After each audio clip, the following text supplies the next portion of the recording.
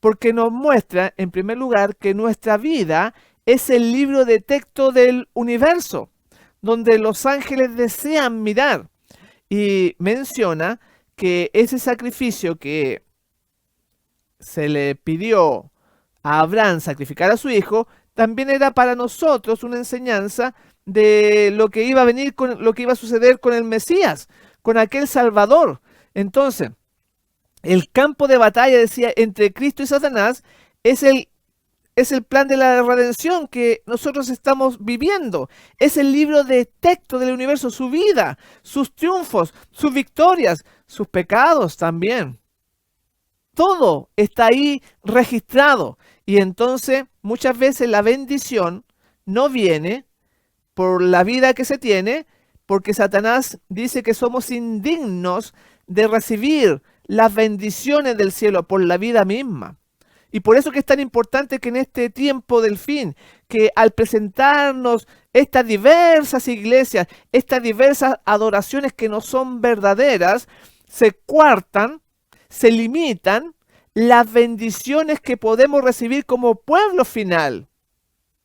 Y Dios, al ver que se cae continuamente, desea probar la lealtad de nosotros para que seamos aptos para todos los que nos ven desde el cielo, para demostrar que no se puede aceptar algo inferior a la obediencia perfecta, no una amalgamación entre el mundo y la iglesia como lo vimos en el video, no algo que se mezcla entre lo divino y lo secular, sino que tiene un propósito Dios y vemos que hay esa fe liviana, que en las predicaciones no se da el alimento, sino que se trata de suavizar todo para tener más personas en la iglesia. Pero va a haber un pueblo que solamente va a confiar en la palabra de Dios y la va a llevar a la práctica, que es lo importante. Pero decía el versículo que hay que ser crucificada, tienen que ser crucificadas las pasiones y los deseos en la parte interna. Y ahí uno entiende, al no predicar esto, al no enseñar esto, vemos cómo la iglesia se empieza a llenar de una multitud mixta, de la mundanalidad entrando en el pueblo de Dios. Y aparte de eso, tenemos también lo que son los jesuitas, estos ataques externos que se entran en las iglesias para que desde arriba de los dirigentes pueda hacerse una falsa religión. Y me llama la atención lo que pasó acá. Ustedes pueden ver en la página de la conferencia general de los Seventh Day Adventist Church, donde se le hace una pregunta al pastor Ted Wilson, un joven de Venezuela, le hace una pregunta muy particular, que dice así: ¿está la iglesia adventista influenciada por los jesuitas? Esa es la pregunta que le hace un joven de teología. Dice: soy un estudiante de teología que estudia en el Seminario Teológico Adventista Venezolano. Me gustaría saber, ¿está la iglesia adventista del séptimo día influenciada o afectada por los jesuitas? Y si no, ¿cómo puedo ayudar a mis hermanos de la iglesia local a estar a gusto y comprometidos con la organización de la iglesia? Pablo de Curazao, de Venezuela. Entonces este joven le hace una pregunta y le responde el presidente Ted Wilson, presidente de la Iglesia Adventista Mundial. Y entonces la respuesta es: Pablo, gracias por escribir. La pregunta sobre los jesuitas que se infiltran en la Iglesia Adventista es una teoría de la conspiración que se ha transmitido durante décadas. No tiene ninguna base en la realidad. Esa fue la respuesta que se le dio a este líder máximo de este movimiento adventista nominal. Y diciendo que es una teoría de la conspiración, que no hay, en otras palabras, no hay jesuitas. Pero sin embargo, hemos presentado en otros videos, en otros temas, testimonios en la Universidad de Andrews, allá también en Washington, en Virginia, de que sí existe este asunto. Vamos a ver primero de lo que pasó allá en la Universidad de Andrews, cómo se infiltró un profesor que enseñaba cosas un tanto confusas y que se descubrió a través de la correspondencia de que él era jesuita. Vamos a verlo. Esto me lo dijo el doctor Wilkinson, quien fue presidente de la universidad. Había un nuevo profesor de Biblia empleado por la junta directiva. Este hombre había estado enseñando Biblia a los estudiantes de teología por 5 meses. El doctor Wilkinson siempre había promovido una política de acceso con todos y cultivaba la confianza de sus alumnos, especialmente los alumnos de teología. Algunos de estos jóvenes se acercaron a él después de un periodo de 4 o 5 meses y le dijeron: Doctor Wilkinson, usted enseña la Biblia de una manera distinta que el nuevo profesor de Biblia. Hay algunas cosas suyas que no entendemos. Él vierte dudas en la clase, dudas sobre nuestra posición teológica, sobre nuestra doctrina. Estas dudas no son aclaradas, sino dejadas en el aire. Ellos tenían también otras preguntas, las que el doctor Wilkinson no pudo responder. Pero despertó sospechas en él sobre este hombre. En el viejo edificio Columbia, los profesores tenían... La carta estaba sobre su escritorio y le dijo: tengo una carta para usted. Y le alcanzó diciendo: sabemos quién es usted y por qué está aquí. Usted es jesuita, ¿no es cierto? El joven miró al doctor Wilkinson, recogió la carta, se dio vuelta y salió. Esa fue la última vez que se le dio a este hombre. Ni siquiera volvió a recoger su pago. Se fue de la universidad en esa misma hora. Después de haber esta prueba, este testimonio grande de cómo este hombre ni siquiera volvió a buscar su paga, porque se descubrió que estaba recibiendo instrucciones desde Roma para poder enseñarle a los pastores allá, a los pastores adventistas en la Universidad de Andrews. También tenemos este otro caso de este pastor, también ex pastor, que tuvo este encuentro con jóvenes que se infiltran en las iglesias. Vamos a verlo. Cuando estaba trabajando como detective en Washington, D.C. durante la Segunda Guerra Mundial, me estaba yendo a la casa en Virginia, desde Washington, D.C., cuando vi 2 estudiantes en la Alameda haciendo señas para que les levantara en el camino. Yo me dije: voy a llevarles en el asiento de atrás y ver de qué me entero. Después de que subieron, les dije: ustedes son de la Universidad de Georgetown, estudiando para sacerdocio, ¿no es cierto? Dijeron: bueno, estamos tomando estudios para trabajar con las iglesias protestantes y hacerlos que hagan lo que sabemos que la iglesia quiere que hagan, y a trabajar con ellos, y que ellos trabajen con nosotros. Y dije: bueno, ¿cuántos de ustedes están tomando el curso? Dijeron: como 780. Les pregunté: ¿cuántos se graduaron el año pasado? ¿Y cuántos el año anterior? Y el anterior, etcétera.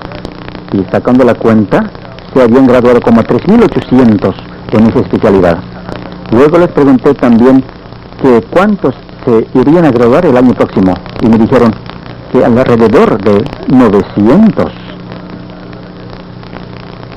Les dije: ¿qué hacen cuando se gradúen? Y dijeron: lo primero que hacemos es cambiarnos de nombre. Y después somos asignados tantos para una iglesia, tantos para aquella y para la otra. Y cuando están en las iglesias, ¿qué hacen? Lo primero que hacemos es buscarnos una chica bonita, nos hacemos miembros de esa iglesia y nos casamos. Y después estudiamos en sus seminarios protestantes teología y nos graduamos como ministros protestantes. Y tal como aprendimos en nuestro curso, escalamos a los puestos importantes de esa iglesia tan pronto como podemos. ¿Y todos ustedes trabajan en el mismo campo?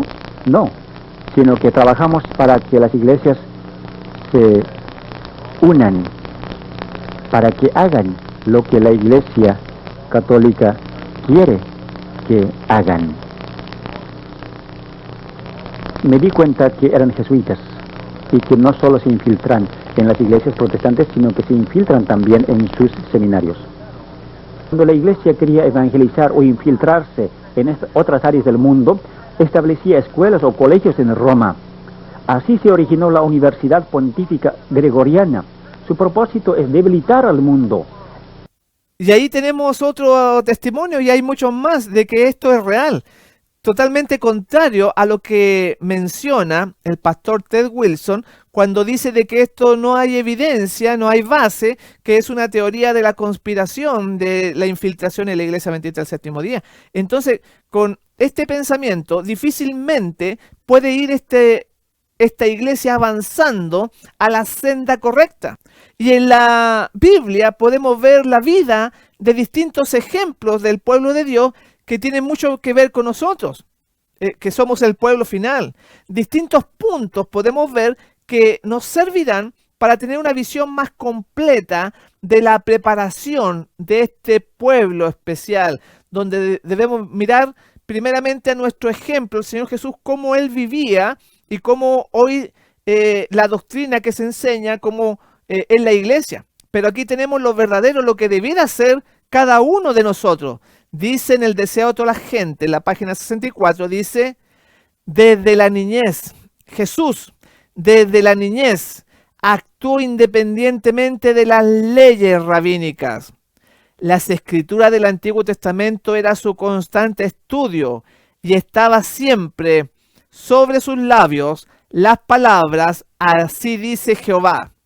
Y hoy en día es tan extraño ver a un joven, a una persona adulta, a un miembro de iglesia que habla así con una así dice Jehová, porque las teorías humanas están envolviendo este movimiento. Los hermanos estudian muy poco y lo podemos ver, por ejemplo, en la escuela sabática, en esa cartilla o en esa hoja diaria que hay que leer, y entonces muy pocos se leen los libros también del Espíritu de Profecía. Muy pocos conocen su Biblia. Y es totalmente contrario a lo que el Mesías, que desde la niñez dice que desde la niñez Él actuó separado de las leyes rabínicas, incluso porque era un pueblo religioso. Imagínense cómo el Mesías no iba a esa escuela de teología, porque estaban contaminadas ya en un pueblo, en un país que era religioso. No como ahora que se vive en los países que son totalmente mundanos, seculares. Y dice que él estudiaba mucho y que siempre estaba en sus labios un así dice Jehová. Porque esa es nuestra manera de vivir, esa es nuestra manera de ser, es esa conexión que hay que tener con el cielo, que se manifiesta en lo que creemos, en lo que hablamos, porque de la abundancia del corazón habla la boca. Y entonces ahí tenemos un ejemplo de cómo deberá ser. Aquí vamos a ver otro caso de cómo el Señor Jesús vivía, de sus cualidades. En el Deseado de todas las gentes, en la página 66, dice así: Jesús obraba para aliviar todo caso de sufrimiento que viese. Tenía poco dinero que dar, pero con frecuencia se privaba de alimento a fin de aliviar a aquellos que parecían más necesitados que él. Y esa es un poco la vida devocional del Mesías, que se preocupaba por aquellos que sufrían, por aquellos que no tenían alimento. Y que si era necesario, él entonces se privaba, no comía, para compartir con otros. Y vemos cómo esa dadivosidad falta en este pueblo. También vemos que era algo especial dentro de su medio, aunque era un pueblo religioso, él aún se distinguía por lo que comenta acá, lo que voy a leer en el Espíritu de Profecía, lo que comenta en el Deseado, en la página 68 a la página 69. Dice así: con frecuencia se le preguntaba a Jesús, con frecuencia se le preguntaba, ¿por qué insistes en ser tan singular, tan diferente de todos nosotros? Escrito está, decía, bienaventurados los perfectos de camino, los que andan en la ley de Jehová. Bienaventurados los que guardan sus testimonios y con todo el corazón le buscan, pues no hacen iniquidad los que andan en sus caminos. Y aquí, si nos damos cuenta, habla de la ley. Y esa ley dice que son bienaventurados, que son perfectos de camino, pero hoy se ha tergiversado pensando de que la ley son solamente los 10 mandamientos. Pero déjenme decirle, antes de continuar, que se refiere a los 5 primeros libros de la Biblia. No lo voy a explicar porque no es mi tema, pero tengo varios mensajes donde explico paso por paso lo que es la ley de Dios. Y por eso que dice aquí, bienaventurados los que guardan sus testimonios, porque no solamente se está refiriendo a los 10 mandamientos, que es el corazón, claro que sí, pero dice que Dios se agrada, que son bienaventurados los que le buscan de todo su corazón. Sigue diciendo la cita. Cuando le preguntaban por qué no participaba en las diversiones de la juventud de Nazaret, decía, escrito está, heme gozado en el camino de tus testimonios, como sobre toda riqueza.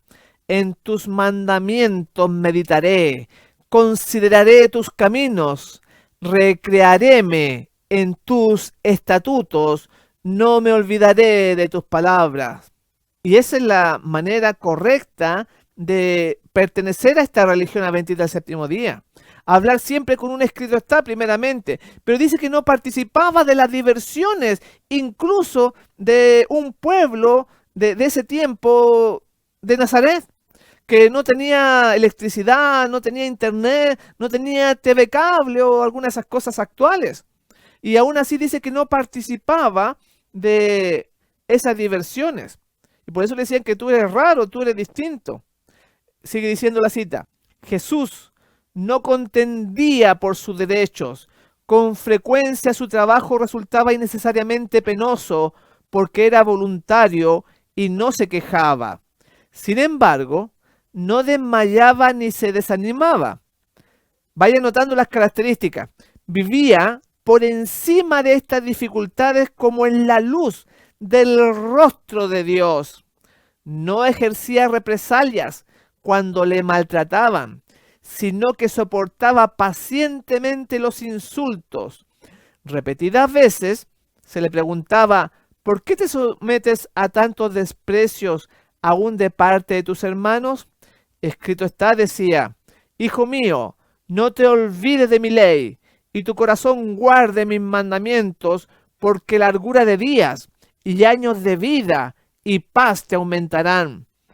Misericordia y verdad no te desamparen, átalas a tu cuello, escríbelas en las tablas de tu corazón, y hallarás gracia y buena opinión en los ojos de Dios y de los hombres. Y de esa forma que estamos presentando, así debiera ser nuestra religión, que él ponía realmente la otra mejilla, como él enseñaba. No se desmayaban ni se desanimaban, aún a pesar de que le hacían la vida imposible. Los demás no se quejaban. Y muchas veces vemos que en la iglesia, si no lo mira, no lo saluda, entonces ya los hermanos no quieren asistir. Porque lo que se vive hoy, la vida devocional de esta iglesia, es muy distinta a lo que las escrituras nos muestran, a la vida perfecta del maestro. Y por eso que recién dijimos que esto no va a ser fácil y que es para personas que se gozan en andar en los testimonios, que son más importantes incluso que las riquezas. Por eso que vemos que los trabajos muchas veces, los hermanos trabajan en sábado, porque no se da esto en la realidad. Dice que él se recreaba en los estatutos. No me olvidaré de tus palabras. Esos estatutos se refieren a los 5 primeros libros de Moisés, todo lo que sale ahí, todas esas instrucciones que uno encuentra ahí. Entonces, hoy en día se amolda, se acomoda la palabra de Dios para la gente de la actualidad. Y aquí vemos, por ejemplo, vamos a poner este caso de Josué 1:9, muy conocido en todas las iglesias, sobre todo en la reunión de los jóvenes, se presenta este versículo. Dice, mira que te mando que te esfuerces y seas valiente. No temas, ni desmayes, porque Jehová tu Dios estará contigo en donde quiera que vaya. Entonces eso encuentran algo lindo, precioso, de que Dios esté con uno. Y si ustedes ven la foto, a todas las personas les gusta eso, que Dios está contigo. Pero se olvidan del contexto del versículo 7 y 8 que está anterior del versículo 9. Y como muestra la foto ahí, no hay nadie ahí. ¿Por qué no hay nadie? Porque el versículo 7 al 9 dice así, el contexto de Josué 1:9 dice así: solamente esfuérzate y sé muy valiente para cuidar de hacer conforme a toda la ley que mi siervo Moisés te mandó. No te apartes de ella, ni a diestra, ni a siniestra, para que seas prosperado en todas las cosas que emprendas. Nunca se apartará de tu boca este libro de la ley, sino que de día y de noche meditarás en él, para que guardes y hagas conforme a todo lo que en él está escrito, porque entonces harás prosperar tu camino y todo te saldrá bien. Mira que te mando que te esfuerces y seas valiente, no temas ni desmayes, porque Jehová tu Dios estará contigo en donde quiera que vaya. Y en este ejemplo que estoy poniendo, se cercena la primera parte, se quita, porque ahí habla claramente que cuando dice, mira que te mando que te esfuerces y seas valiente, se está refiriendo en guardar la ley que escribió Moisés en los 5 primeros libros que recién mencioné. Y dice que nunca se apartará de tu boca este libro de la ley. Entonces, cuando se presenta eso, los predicadores, la iglesia dice, eso era para los judíos, eso era para Moisés. Pero cuando dice que Dios estará contigo, eso sí es para mí. Y esa teología de ver la Biblia de esa manera es lo que nos ha llevado a esta amalgama, a esta unión con el mundo, tomando lo que le agrada a las personas y dejando el resto de la palabra de Dios. Y por eso que vemos que en nuestro medio se ven estos cultos, podríamos decir, estas reuniones de adventistas, como el que vamos a ver acá, donde hay batería, donde se vocifera, donde hay gritos, donde hay algo totalmente que no refleja la vida de la juventud, por ejemplo, del Mesías, donde él no participaba de la diversión incluso de Nazaret, y menos iba a participar con humo, como lo vamos a ver, con semejanza a los eventos mundanos. Vamos a verlo aí em vídeo. Então agora, todos nós departamentais das uniões da Divisão Sul-Americana, juntos com essa permissão da Associação Geral, declaramos aberto o 5º Campuri Desbravadores, a melhor aventura, edição Ômega!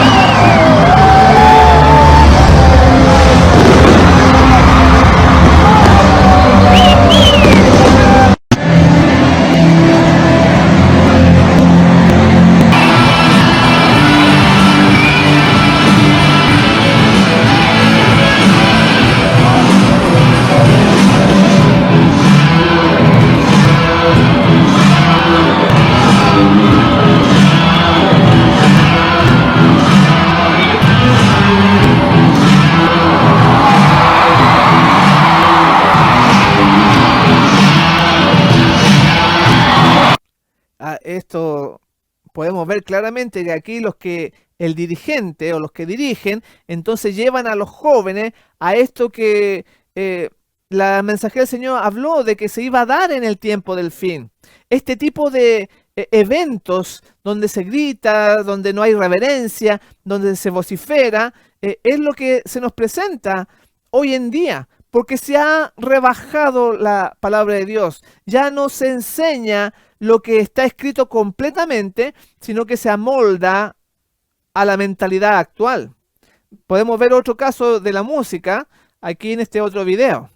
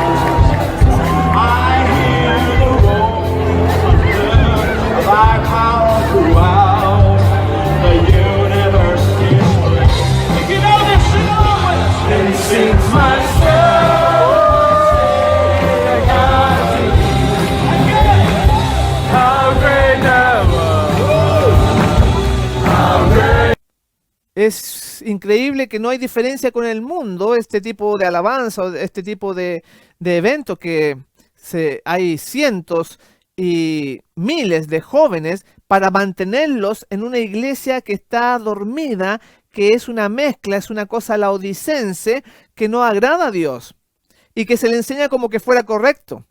En el Espíritu de Profecía, en el N.G. de White, en manuscrito 44 del año 1900 dice: la iglesia ha preferido asimilar las costumbres y vanidades del mundo en vez de separarse de ella. Por eso que al principio dijimos de que esto es un mensaje fuerte, pero que es la verdadera preparación para encontrarnos con Jesús. Es la vida perfecta del Maestro, la estamos presentando para compararla con lo que se da hoy en día. Es la vida devocional que nosotros debemos tener, ¿verdad?